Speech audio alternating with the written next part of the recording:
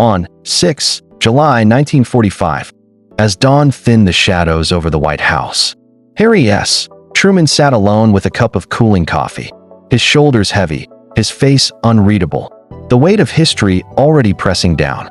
He had been president for less than 3 months, thrust into Roosevelt's chair by death, inheriting a war that burned across continents, oceans, and consciences. Outside his window, Washington stirred, clerks arriving, phones ringing, yet inside Truman's mind, another sound echoed, the distant thunder of a weapon no enemy had ever seen. In his jacket pocket lay briefing notes from scientists and generals, describing a force born in desert laboratories, tested in secrecy, capable of ending a city in a single breath. Across the Pacific, on islands named Iwo Jima and Okinawa, American Marines still bled into volcanic sand, every yard taken at unbearable cost, every victory sharpening the question of what peace would demand. Japan had not surrendered, its military leadership fractured yet defiant, its cities already burning from firebombs, its civilians trapped between imperial orders and Allied air power. Truman understood numbers.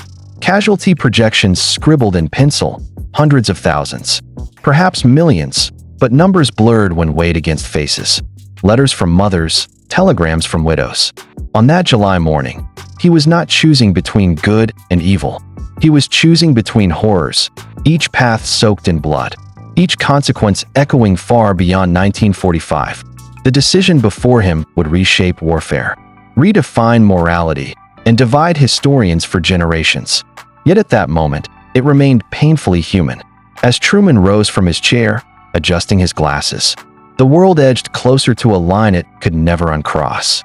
By 16 July 1945, beneath the blinding sun of the New Mexico desert, a steel tower rose from cracked earth, guarded by soldiers who did not fully understand what they protected. At 5:29 a.m., the Trinity test detonated, turning sand into glass, night into artificial dawn, and theory into irreversible reality.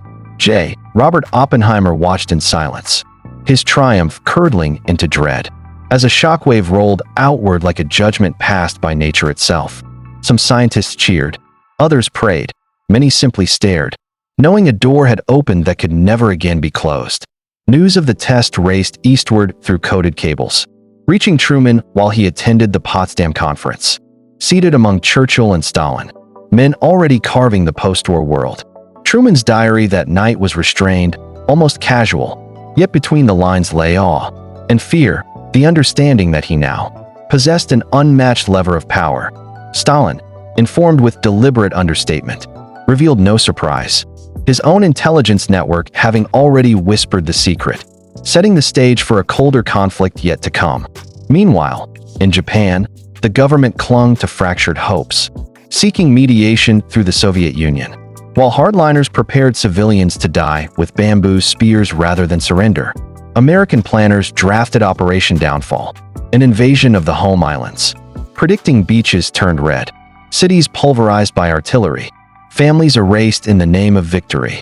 Truman read these reports nightly, balancing military advice, political pressure, and his own Midwestern sense of responsibility, knowing history would never forgive a careless choice.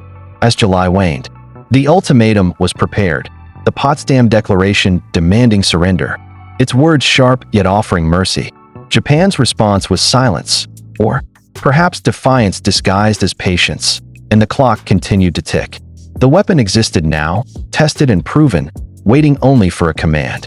On 6 August 1945, as the sun climbed over Hiroshima, a quiet city of bridges and trams, schoolchildren walked to class, shopkeepers lifted shutters, and war felt momentarily distant.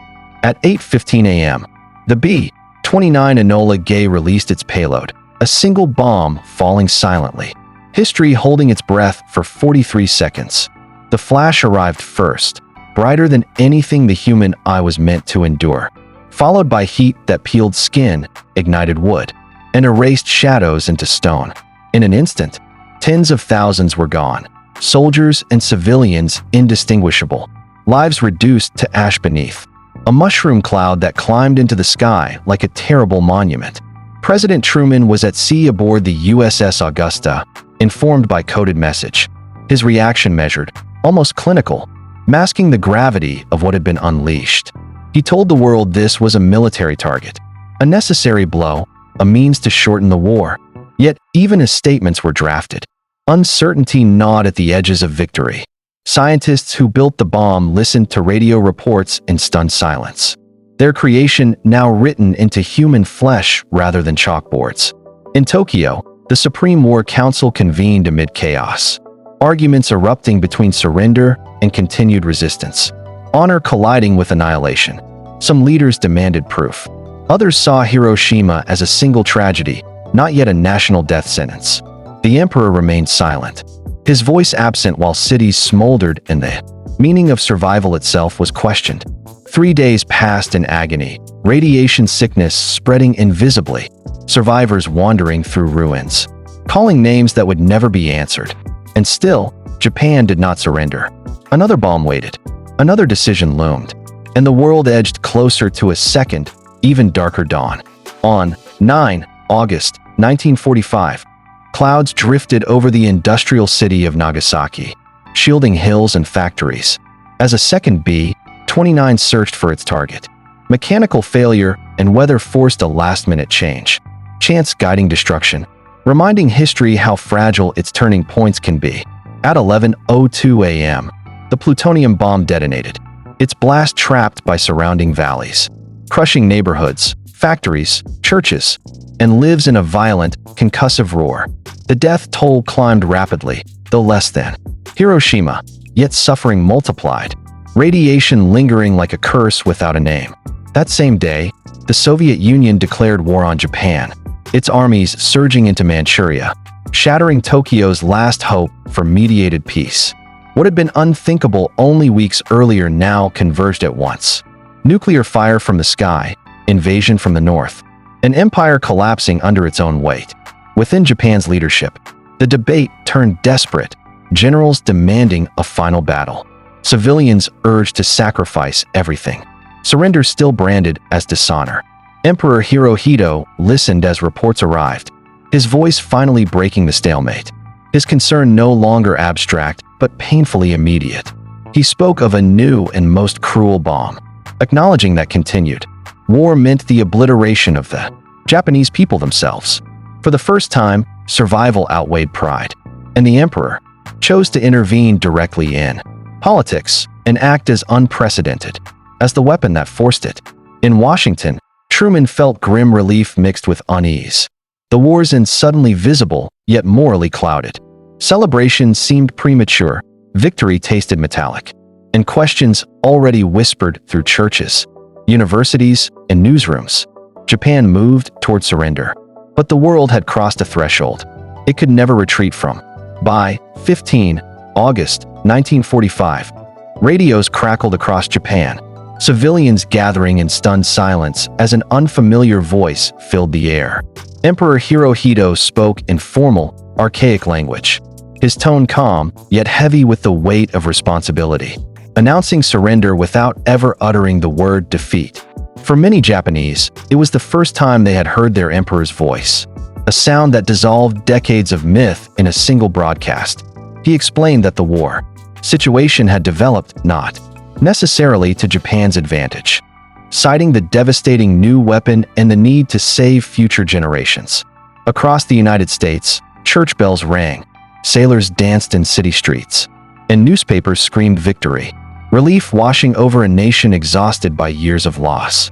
Yet beneath the celebrations, a quieter reckoning stirred, soldiers returning home haunted, scientists uneasy, clergy questioning the price paid for peace. Truman addressed the nation with firm resolve, framing the decision as one made to end the war quickly, to spare American lives, to prevent endless slaughter. In the ruins of Hiroshima and Nagasaki, survival took on a different meaning. Burned bodies pulled from rivers, children orphaned, doctors overwhelmed by sickness they could not treat. Radiation, invisible and misunderstood, continued its work long after the bombing, challenging the idea that the war truly ended on that August day.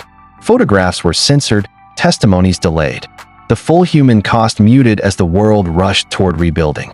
At the signing of surrender aboard the USS Missouri on 2 September 1945, ink replaced gunfire, and the Second World War formally closed.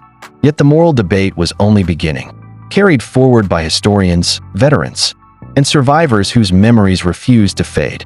Peace had arrived, but it came with a shadow that would stretch across the entire nuclear age. In the months after 2 September 1945, as rubble was cleared and uniforms folded away, the world tried to understand what had just been done. American newspapers largely praised the decision, framing the bomb as a tragic necessity, while public opinion showed relief rather than reflection. For families who had lost sons in the Pacific, the war's sudden end felt like mercy. A nightmare halted just before claiming another generation. Inside government offices and universities, however, a quieter debate unfolded, scientists and philosophers questioning whether any nation should wield such power again. Robert Oppenheimer met with President Truman, later recalling the encounter with bitterness, confessing he felt blood on his hands. Truman, firm and defensive, replied that the responsibility was his alone, a statement meant to close the matter, yet unable to silence history's echo. In Japan, occupation forces arrived under General Douglas MacArthur, overseeing demilitarization, political reform, and a carefully controlled narrative of defeat. Survivors of the atomic bombings, later called Hibakusha, struggled for recognition, medical care, and dignity in a society eager to move forward. Their stories, marked by scars and stigma, contradicted the clean strategic logic offered by official reports. Internationally, the bomb transformed diplomacy overnight, alliances recalibrated, fear replacing trust as the organizing principle of global security. The Soviet Union accelerated its own nuclear program, interpreting Hiroshima not as an end, but as a warning aimed squarely at Moscow. A new era emerged, one defined not by armies in motion, but by missiles in silence. The war had ended, but peace itself now felt conditional, fragile, balanced on the threat of total annihilation. By 19 August 1949, when the Soviet Union detonated its first atomic bomb, the illusion of American monopoly vanished in a blinding flash. What had begun as a wartime gamble now became a permanent condition, a world divided by fear, ideology, and the promise of instant destruction. Hiroshima was no longer a singular event. It was a blueprint studied by generals, feared by civilians, normalized within strategic planning rooms. In the United States, the decision Truman made in 1945 hardened into doctrine, deterrence, replacing restraint, survival tied to the ability to retaliate. Political leaders spoke of balance, yet the balance rested on the assumption that rational men would never press the final button. Civil defense drills taught children to hide under desks, a ritual that offered comfort while quietly admitting helplessness. Japan, meanwhile, rebuilt itself as a pacifist state, its new constitution renouncing war, its cities rising from ashes with an almost defiant calm. Hiroshima and Nagasaki became memorials, not only to the dead, but to a warning written in stone and silence. Survivors told their stories to the world, reminding audiences that nuclear strategy begins and ends with human bodies. Historians split into camps, some arguing the bomb saved lives by avoiding invasion, others insisting Japan was already near collapse. Newly declassified documents complicated the narrative, revealing diplomatic maneuvering, Soviet considerations, and political calculations beyond battlefield necessity. The question shifted from whether the bomb ended the war to whether it needed to be used at all. The past refused to stay buried, its consequences still shaping every nuclear decision made afterward. As the Cold War deepened through the 1950s, the atomic bomb became less a weapon than a language, spoken through tests, treaties, and threats. Hydrogen bombs multiplied the terror, dwarfing Hiroshima's blast, while politicians assured their citizens that security lay in ever greater destructive power. Military planners refined scenarios of annihilation, cities mapped as targets, populations reduced to statistics behind closed doors. In classrooms and churches, moral unease resurfaced, philosophers, theologians, and veterans asking whether victory in 1945 had planted the seeds of perpetual fear. Films and novels echoed this anxiety, portraying nuclear war as sudden, meaningless, and absolute, reflecting a society haunted by its own creation. The bomb had entered culture, shaping imagination as much as strategy. Japan's memory of 1945 clashed with American certainty. Commemorations in Hiroshima marked by silence, while U.S. narratives emphasized sacrifice and necessity. This divergence hardened into misunderstanding, each side preserving a version of truth shaped by loss or relief. International movements for nuclear disarmament drew strength from survivor testimony, challenging governments to confront consequences rather than abstractions. Presidents invoked Hiroshima both as justification and as warning, proof of resolve and reminder of limits. Every crisis, from Berlin to Cuba, carried an unspoken echo of Truman's decision, the knowledge that precedent had already been set. By the end of the decade, the atomic bomb stood as both shield and curse, credited with preventing war, feared for guaranteeing extinction.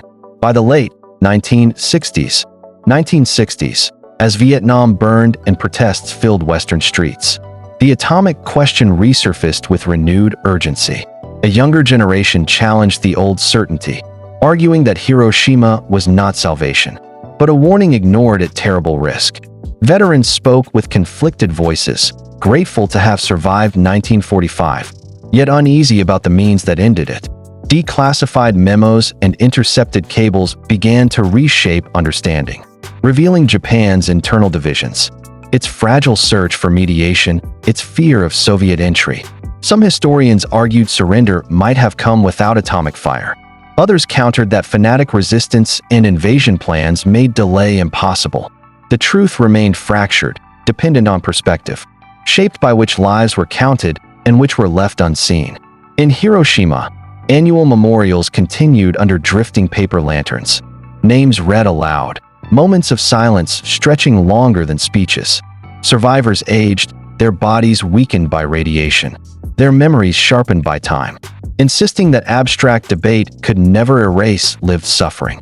Their message was not vengeance, but remembrance, a demand that the future learn from the past. American presidents visited Japan, wreaths laid, words carefully chosen, acknowledging tragedy without fully conceding error. Each gesture revealed the unresolved nature of the decision, politically defended, morally unsettled, historically contested. The bomb remained both shield and scar, credited with peace, blamed for fear. As the Cold War began to cool, one final question lingered beneath treaties and handshakes. Was the atomic bomb a tragic necessity of its moment, or the original sin of the nuclear age? The answer waited, not in archives, but in judgment yet to be passed. By 6 August 1995, 50 years after Hiroshima, the world paused. Survivors walked slowly through Peace Memorial Park, their steps measured by memory rather than age. American veterans stood nearby, some with heads bowed, others uncertain, caught between relief for their own survival and sorrow for lives taken. The distance between 1945 and the present had not softened the question, it had only made it more enduring. Presidents, historians, and citizens continued to argue the same core dilemma: whether Truman's decision was an act of mercy or a failure of imagination. Documents could be analyzed endlessly, casualty projections recalculated, alternatives debated, yet none could erase the burned shadows on Hiroshima's stone steps. History offered context, but not absolution. The truth about America's most controversial World War II decision lies not in certainty, but in tension. It ended a war that had consumed the world, yet introduced a weapon capable of ending civilization itself. It saved lives in one calculation and destroyed them utterly in another. Every nuclear standoff since 1945, every test, every treaty, every near miss traces its lineage back to that summer decision. The bomb did not simply end the Second World War. It defined the rules of the peace that followed. Humanity learned that survival could depend on restraint, not victory, and that power without wisdom courts annihilation. As lanterns floated on Hiroshima's river, carrying names instead of slogans, the legacy became painfully clear. The past could not be undone, only remembered. The future would be shaped by how honestly that memory was faced. The decision belonged to 1945, but its consequences belong to us all.